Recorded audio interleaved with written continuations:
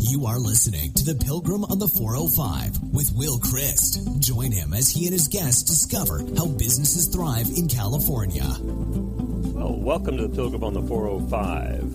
We are really blessed today to have some wonderful conversations coming up with a young woman who has given a lot of her life to helping people thrive in California. And these are particularly people who are blessed with a particular way of being in the world. So I want to welcome Courtni English, the founder and president and sustainer of No Limits Learning Center. Courtni, welcome. Thank you so much, Will. It's great to be here. Tell us a little bit about this wonderful project that you have. So in 2012, I actually discovered that there was a big need in what adults with special needs do after they transition out of the public school system. And I was fortunate enough to work in the special needs community through high school and stayed friends with a lot of the students and parents after we graduated. And as I was going into college and studying, they approached me and asked if I would be interested in looking into developing a school for adults with special needs, something for them to do after they graduated out of the public school system. So in 2012, I started doing my research and just saw that there was a big need out there and decided to kind of try to meet that need. So let's talk a little bit about the flow of life for someone with special needs. I mean, there are lots of supports in kindergarten, elementary, high school. Tell me a little bit about that. Yes, so there are a plethora of services all through school for these special needs individuals, all the way from early intervention before they even enter preschool. So there's different services out there for them, available to them, and those kind of drop off after they exit the public school system and enter basically into adulthood. And so that was something that we wanted to be able to continue for them, continue these services, and teach them how to live independently and be a part of the community. So this is not a long-term care facility that you have? Not a care facility per se. However, we do not have a time limit that students can attend our facility. So they're able to come in at 18 or 22, depending on their needs, and they are able to stay with us as long as they still meet our criteria. So there is no time limit, and there's always different things to learn, and we are able to actually serve our oldest student right now is 65, so we're really lucky to be able to serve them for a long period of time. But the intention is not that they will be here forever. Correct, yes. So our goal is to have them live as independently as possible and to continue to teach them skills, whether they continue to live at home with parents or move out on their own. We do have a few students who have been able to move out on their own and live independently and have also gotten jobs, which is really exciting. So our main focus is to, just really focus on life skills and living independently and just how to contribute to society. And so talk to me a little bit about some of the people who've come through your program and successfully transitioned to either continuing to live with their parents or living on their own and contributing to society. Yes, so we've actually had quite a few students who have come, and we've gotten a lot of feedback from parents as far as their independent living skills and how much more they're doing at home on their own and, helping out with the family or at their church, volunteering there and doing different skills that we have taught them at our learning center. And also just contributing to their family, starting to cook or clean and help out with things that, a lot of people think that they can't contribute or help with, and they're doing that now, which is really exciting. We do have a few students, like I said, who are now volunteering at their church doing different clerical skills that we've taught them. And we actually also have another adult who's living completely independently on her own, and she just comes to us for additional academic classes and life skills classes. So talk to me a little bit about what they're doing in terms of jobs, because you help them find jobs, right? Actually, we do some vocational skills, but our main focus is life skills. And if somebody wants to find a job, what do they do? There are other programs out there that do help them find jobs. There are different regulations that are just changing within this last year. That makes it very difficult for an individual with special needs to obtain a job, where before they were able to be paid by piecework or, different things like that. And now it's actually, they are having to do competitive employment, and the requirements are that they need to be able to make minimum wage at least. And so that's really hard for, our students who maybe can't keep up with someone typical of their age. And so that's been a big challenge this last year as rules have changed with that. It's great that, they're being held to the standards as everyone else, but it is also a difficult thing for them. Wow, well, that's a kind of a mixed bag, isn't it? It is. On the one hand, to want to respect them and to be able to support them at the level that other people are supported. On the other hand, I think there was some advantage to offering people who could do certain things at a lower cost. Exactly. And that's really hard for the employers as well. Of course, they need to look out for their businesses and do what's best. And, you can be a very compassionate person, but you also have to, be there for your business and do what's right in that aspect as well. Right. So do many of the people who are coming through your program wind up living at home, or they wind up living on their own?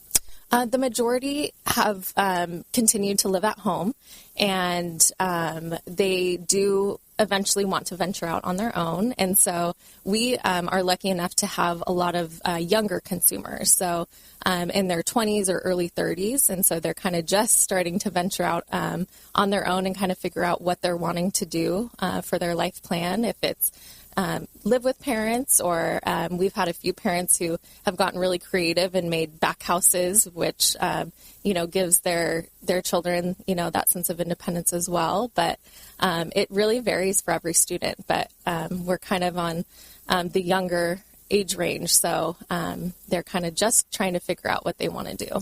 Well, talk to me a little bit, if you can, about the kinds of disabilities that you work with. So we serve a variety of disabilities, from Down syndrome to autism to cerebral palsy. Some of our students are just intellectually disabled, and we serve a variety of different students. And now, I understand that it wasn't an easy ride to get this started. Yes, you're correct. It actually took me about 3 years to be able to start our venture.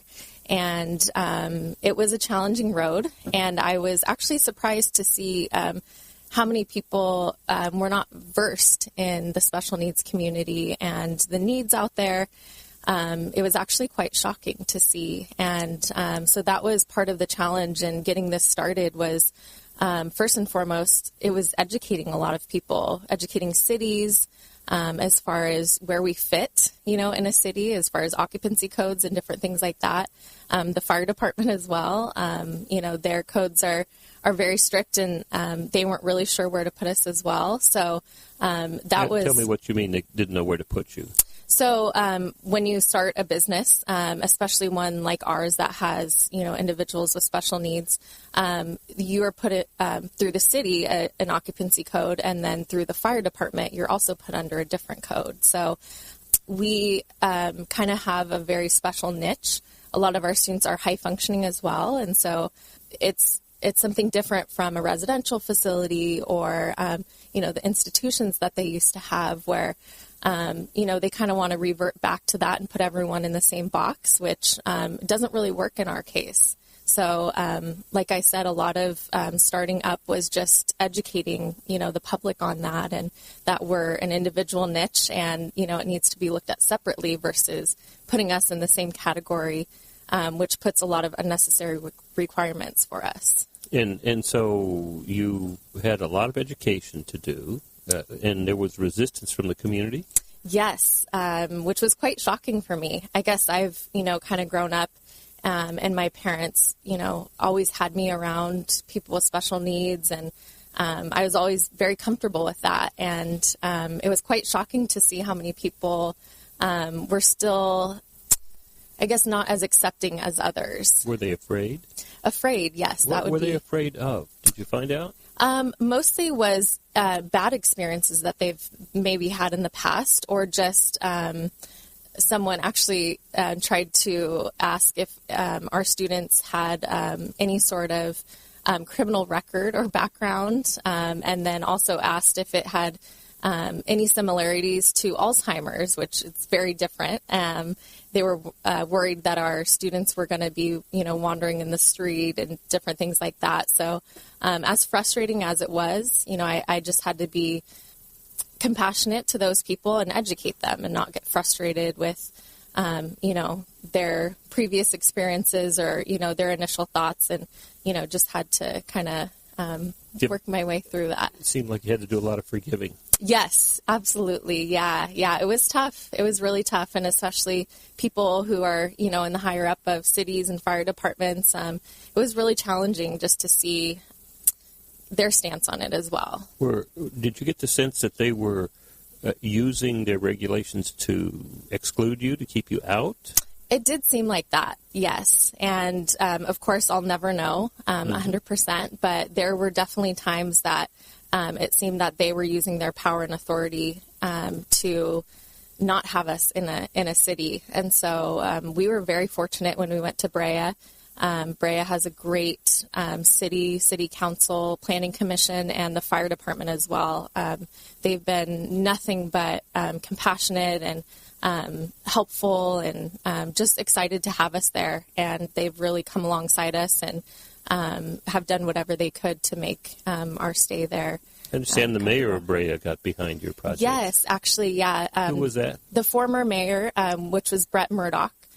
He kind of heard what challenges I was having in another city and came up and met with me one day and said that he wanted to help in any way he could. And I did some public speaking when we were going through some challenges, and he happened to hear one of my speeches, and he approached us and spent countless days and hours trying to find a facility for us, and just helping us through the process with the city. And he was great, and we wouldn't be where we are today if it wasn't for him. So now, talk a little bit about what your mission is. How do you see this mission? I mean, this is not just this is a way to make money.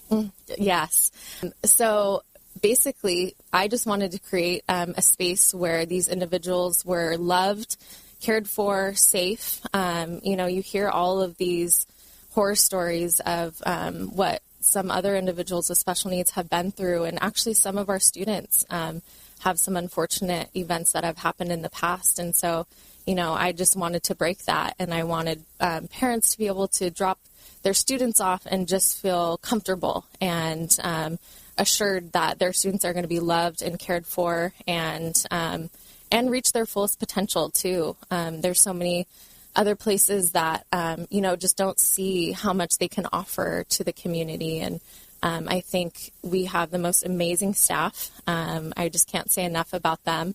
It's not a job for them. This is, their passion, their life. They give up their weekends to watch them play sports. And their ministry? Yes, absolutely. Yes, their ministry. We actually just had a dance last night, and we had staff there till 9 o'clock at night helping with that. So we've just been really blessed, and just the abundance of love that we have at the center is just amazing. Well, how can people help you?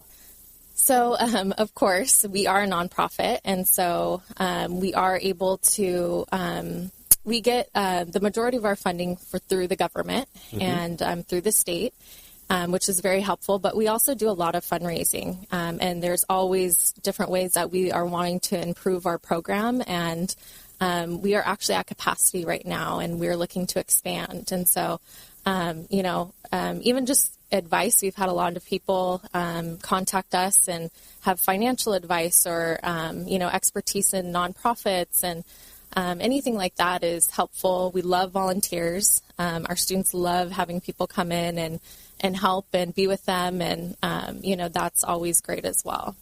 So where do you look for volunteers?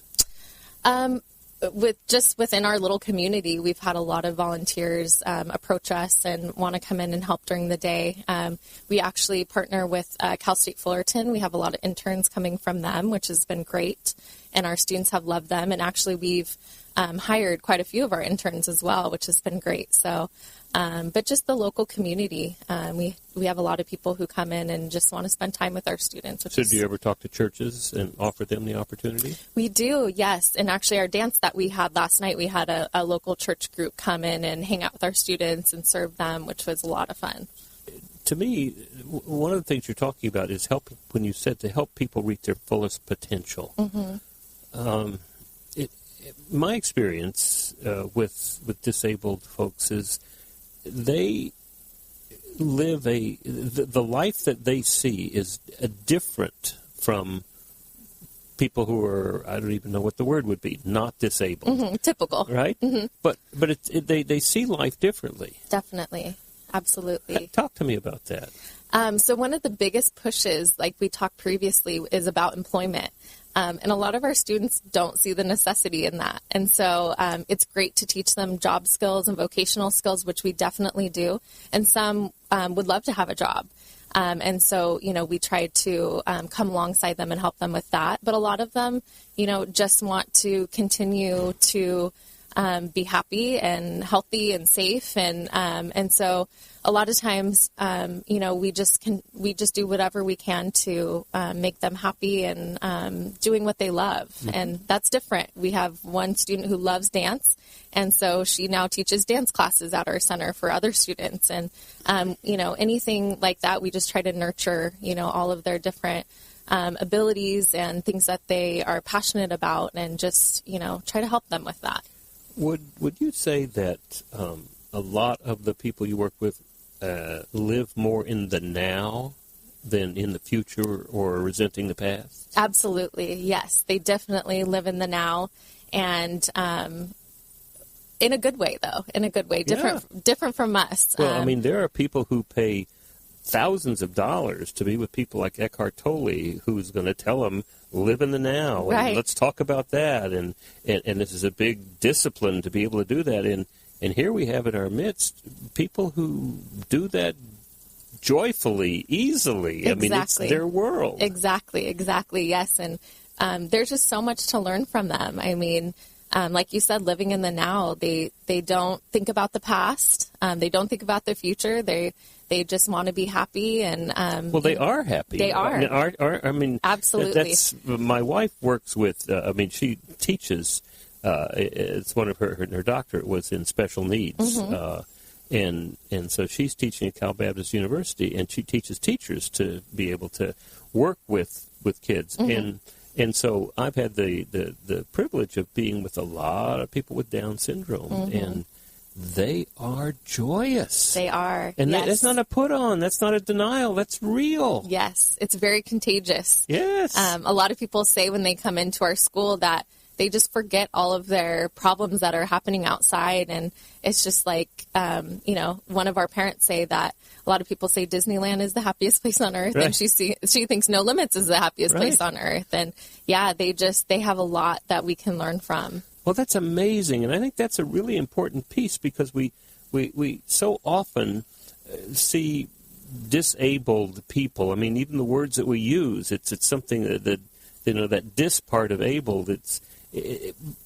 There are things that they experience in life that we can learn from. Exactly. And we should be learning from. Yes, absolutely. We definitely should. How do we do that more? I think just being around them and just learning what we can from them, and just the way that they live life, so carefree and innocently and passionately, just being around them and submerging ourselves in that, I think is just something that everyone should do.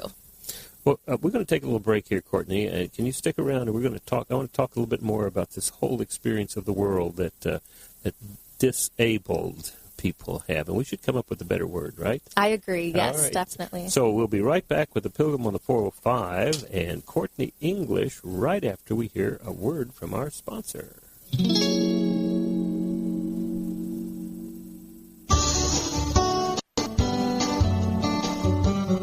Hi, time for another tip from the Sandler Sales Institute. Prospects want your information and expertise. Prospects have been trained by the vast majority of salespeople to feel entitled to your valuable information. Most salespeople are comfortable in coughing up their expertise for free. However, when the orders don't come and the prospect has shopped your information to your competitor, the salesperson has fallen victim to unpaid consulting. Before giving information, ask good questions. What does the prospect want? What is the urgency? What are the consequences of not buying anything? What is the decision-making process? Eliminate unpaid consulting. This has been another Sandler Sales Institute tip. All right, back to Will and his guest. And here we are back with the Pilgrim on the 405, talking about how to discover places in Southern California where people are thriving. And one of them, Courtney English has been talking to about in her learning center, No Limits, working with, I just hesitate to use the word disabled, working with these wonderful people who are experience the world in a very different way. So tell us a little bit about what that's like. Every day is different. Every day is different at our center. We have so many different stories and, fun things that come up, and our students are just contagious to be around. And, we've been so fortunate, and a lot of people say, it's not coming to work every day. And it may sound so cliche, but I feel like I haven't worked at all these past 3 years. It's just a passion of mine, and I'm just so fortunate to be able to be around this community and serve them every day. Well, tell us a little bit, give us some examples of what it's like. Now, let me tell you, you may infect some people with a real enthusiasm to come and try to experience this. So I hope I do. Well, go right ahead. This is your opportunity. So, just walking in the door every day, I'm greeted by 20 or 30 students with hugs, and we have one student who his thing is he's wanting to make coffee for everyone. So we have a little line of students that line up for coffee in the morning, and he makes them coffee and makes all the staff members coffee, and that's what I'm greeted with every morning, and just students who are just excited to be at school every day, and just excited to be amongst their friends and peers, and it's just infectious there. All right. So as people grow deeper into this, do they become comfortable with the world as it's presented to them? They do, actually. I have a really good friend. He's actually one of my best friends now that I met in high school, and he has Down syndrome. And I remember the first time I met him, he was so shy and reserved and very intimidated by being around big groups of people, especially typical people. And, I was friends with him all throughout high school and worked with him through high school. And then we were friends outside of high school as well. And he would come and hang out with my friends, just as one of the group, and just to see how he has grown these past 10 years now, actually. He will go up and talk to anyone, and he has confidence and just this ability to be so carefree in life, and he's not intimidated anymore. And so many people have accepted him, and, he doesn't see himself as different than anyone else, and that's amazing. But he does have this wonderful experience that he can bring to other people because of his difference. Absolutely. Absolutely, yes. And I think people see that as well. And, oftentimes we're so insecure about different things. And just to see someone who does have struggles in life every day, he struggles with different things. And just to see, how he's living his life and how happy he is. And I think everyone around him, learns from that. Well, who doesn't struggle with life every day? Exactly. Yes. And to me, some of this has to do with somehow identifying with a person who is given some limitations, and then being afraid that maybe we would be like that. And we wouldn't be able to function if we were, or I wouldn't know what to do if I had that kind of thing. Right. And I think that's a gift that they have. They don't feel that way. They don't. And they've grown up and they've overcome, any of the struggles that they've faced and any challenges, that they have. They've just overcome that. And it's so amazing to see that. Now, part of that has to do with your good work, right? I would hope so, well, yes. Creating the environment for them to learn. Now, let me ask you some tough things, and you can certainly say it's not something we talk about, but what about personal relationships? These are folks that are growing. They're in their 17 to 35 years is their primary area of service. Right. This is a place for people to come to discover the joy of other people. Yes, absolutely. So talk to me about that. And to be honest, that's something I did not think I was going to have to deal with. And it's something that came up within our first week of opening. And it's something that's very normal. And, we just do our best to be a good example for them and how relationships should be and what's appropriate and what's not. And we just try to teach them those boundaries and, just try to be a good example for them. And, there's obviously things that come up that are super uncomfortable, but that's our opportunity to teach them. And, what better way than, to teach them inside a safe environment. Mm-hmm. So are there people who form long-term relationships? Absolutely. Get married? Yes, actually, one of our students is married. He's been married for 7 years, and him and his wife live together at his wife's mom's house. They have the whole upstairs to themselves, which is great. And of course, things have come up that need to be talked about as far as what's appropriate and what's not, and what you should talk about in public and what you should not with your relationship. And, it's great to see them grow and, grow together. And it's a very pure relationship. And, we see that all throughout our school. And we have some people that are in talks of getting married. And, of course, that's a big challenge for parents as well. It's a big commitment because oftentimes, they're not able to live on their own. And so, that's one set of parents who are committing to, having another person, in their home. And so, it's challenging for parents, but we have great parents too who, that come alongside their students. Well, do you help parents think through the long-term consequences of having kids who are going to outlive them? Yes, absolutely. We do have some difficult cases where there's no other siblings and parents are elderly, and there are some great places for students like that. And even though I wish I could take them all in my home, but there's some great group homes out there, great family homes. They're now moving towards families opening up their homes and having individuals with special needs live there with them. And, I think that's great too, because that's a family environment where group homes are great as well, giving them almost like that dorm life, living with friends and things like that. There are some great group homes out there as well. So we definitely, especially because we have adults of all ages, are constantly, dealing with that with parents and students as well. So this is a whole environment that you're working with, not just individuals. Absolutely, yeah. So can I ask you a really tough question that I'm curious about? Sure. So we have boys and girls. Mm-hmm. Do we ever have any gay special needs?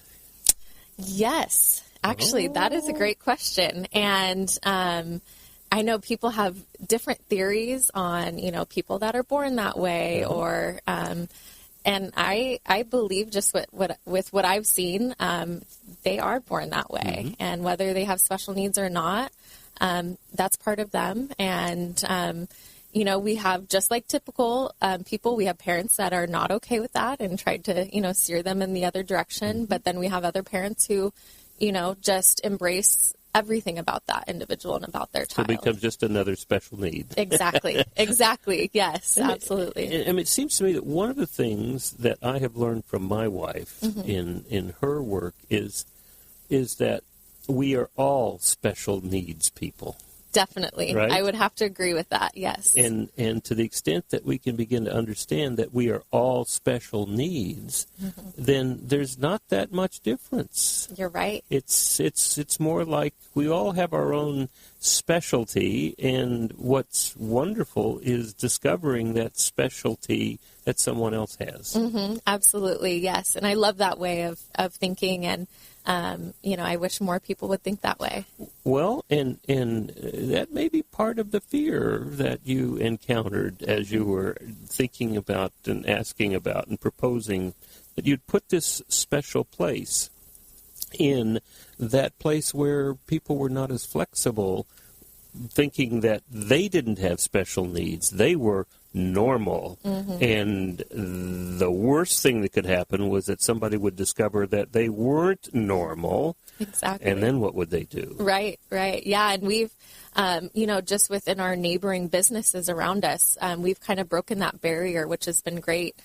We have students who go and deliver cookies at Christmas time, or anytime we have an event, a taco guy over, we invite all of our neighbors, and they love, they're getting to know our students and looking out for them as well. And it's just great. It's great to see, the community around them, kind of adjust and see like, oh, this is okay. Like they're not a whole lot different than I am. Well, have you noticed the kind of transition that I've seen very often when we're dealing with special needs, whatever kind of special needs that make people different, mm-hmm. which we all have, right? Mm-hmm. Right. But as we begin to reveal, talking with people who reveal to their parents, I'm special because I'm gay. I'm special because I have this limitation. I'm special because all of these specialties. Mm-hmm. Now, have you noticed that it begins with a fear, mm-hmm. and then it moves to if they make the transition, then it's a kind of charity. Mm-hmm. It's I will do this because they can't do it for themselves. Mm-hmm. I'm looking out for them. Mm-hmm. I'm the one that has the potency, and they don't. Mm-hmm. I will take care of them. And then the next stage is an aha. They have something that I don't have that I want. Mm-hmm. They have something that I can learn from. Mm-hmm. And the next stage is a celebration, first of their specialness and then our own. Mm-hmm. Have you observed that? Absolutely. Well, tell me about that.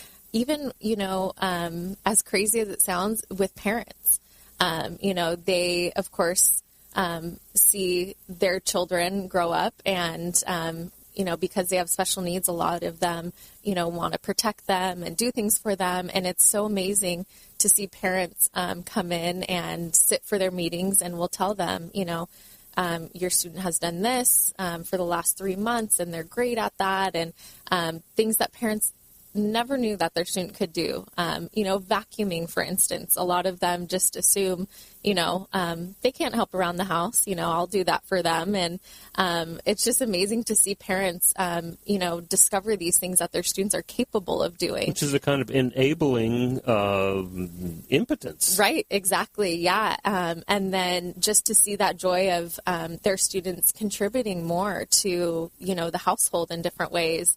It's just great to see that. It really is, to see them all working together and, being treated like a typical adult of their age and being able to do things like that. And, it gives them such pride as well that they're able to accomplish those tasks individually. So one thing back in the late 60s, early 70s, there was a African-American saying, I think it came out of that community, that God doesn't make junk. Mm-hmm.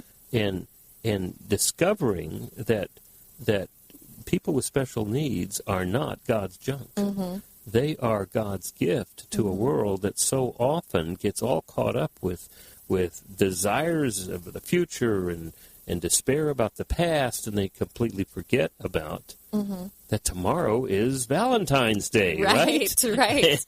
and it's that wonderful presence of the now that these kids bring to it. Well, not just kids, but these people with these wonderful specialties that can help us to discover our own specialness. Right, absolutely. And, I just think people that are in the special needs community, they see these individuals through God's eyes and, the value that they can bring. And I think, that's all of our hope, is that everyone can see them, how God sees them, and, what a gift they are, to this world. Well, and I think that if Jesus were to look at people, he would not use the word disabled. Right.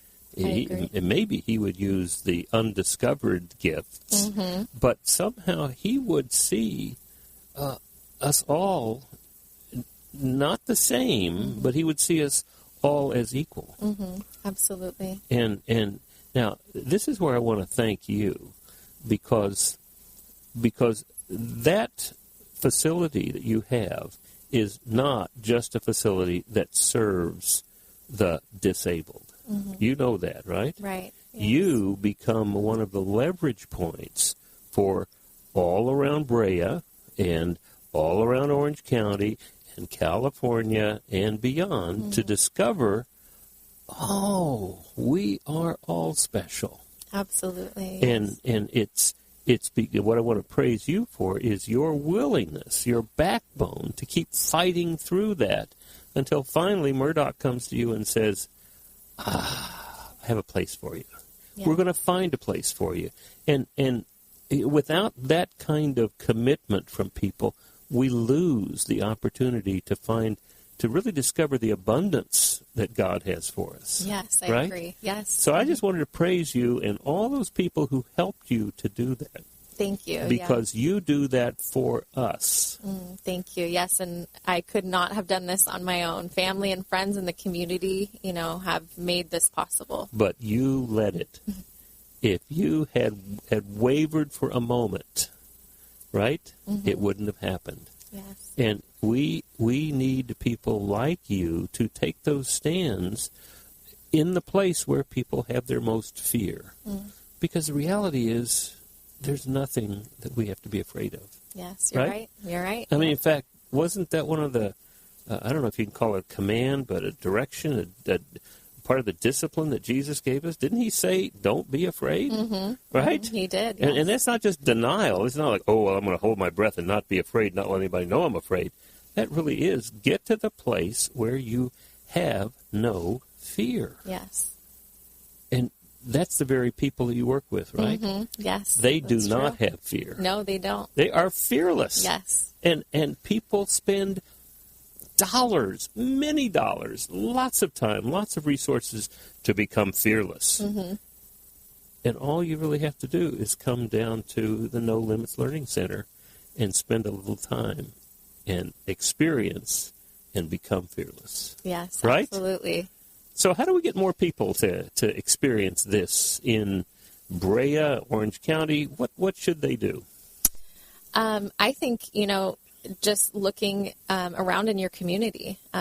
There are programs all over the place, all over the world, actually, and just taking a look into that community and seeing what's around you and how you can get involved and help with that. Special Olympics is all over the world, and that's something to be involved with, and and just doing research as well, and informing yourself of this community, and again, just getting involved as much as possible, I think would make this world a better place. Well, all right, so let's warn people in advance, right? Yes. While coming because you feel like you ought to help people who were in trouble or had needs, it's certainly okay. But be prepared that when you come, you will be challenged to make huge changes in how you see the world, how you hear the world, in fact, how you experience the world, right? Absolutely. Yes. Oftentimes we think, we're bringing something to them, and more often than not, they are bringing things to us and teaching us life lessons. And you see that every day, right? Every day. Right. Yes. So let's challenge people. Let's challenge people to try, simply to put themselves in a place where there are folks with these special needs and begin to discover not only the great value and abundance of people with special needs, but also what we can learn about our own specialness. I think that's a great challenge for everyone. All right. Well, how would they get in touch with you, Courtni? So they can visit us on our website, which is www.nolimitslc.org. We also have a Facebook and Instagram page that they can follow us as well. And our website is probably the best place to find more information, and you're able to contact us through that. And if they wanted to call you and talk to you personally? They can call our office line, which is 714-674-0368. One more time?